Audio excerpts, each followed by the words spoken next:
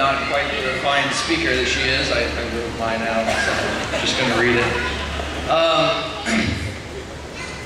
Well, David and I have been brothers my whole life, most of his. But beyond just being brothers, we have really been good friends. He was my big brother, so I filled lots of roles for David as his little brother. I was his playmate. I was the enthusiastic audience while he played all the video games. Even the two-player ones, I was never allowed to play, just watch. I was at times his punching bag, and at least once a day I was required to sit on the bathtub and talk to David while he did the number 2.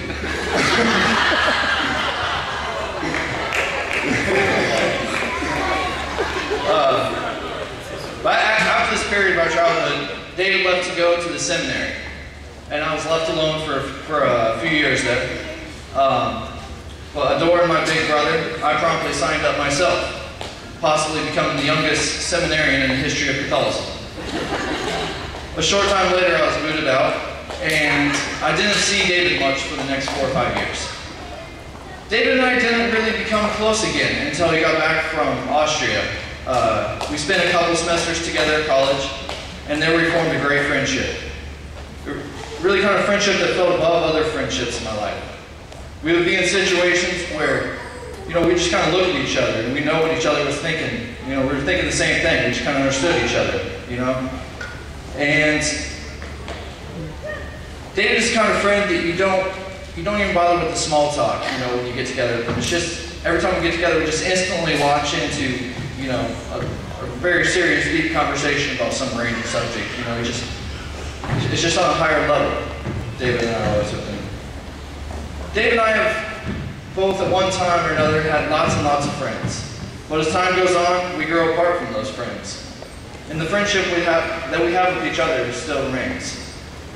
David and I have always seen eye to eye on those things. We're motivated by the same ideas. We have the same general idea about the world around us. And we both have just a little touch of crazy in us. The kind of crazy that makes you jumping off the roof of your house and swinging off a branch of a tree 20 feet away seem like a good idea. Even after the first broken ankle. And actually after the second broken ankle. It is comforting to know, though, that I have friends who not only won't, but can't grow apart from me. We have the same parents. You can't hide forever. In all seriousness, so marriage is a wonderful thing, every now and then.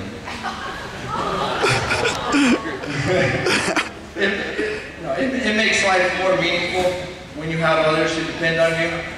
When you have your whole life ahead of you to build the kind of life that you both want together.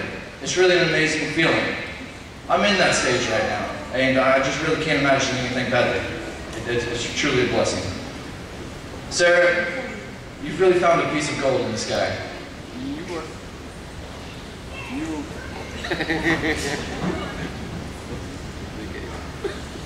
My speech is too long.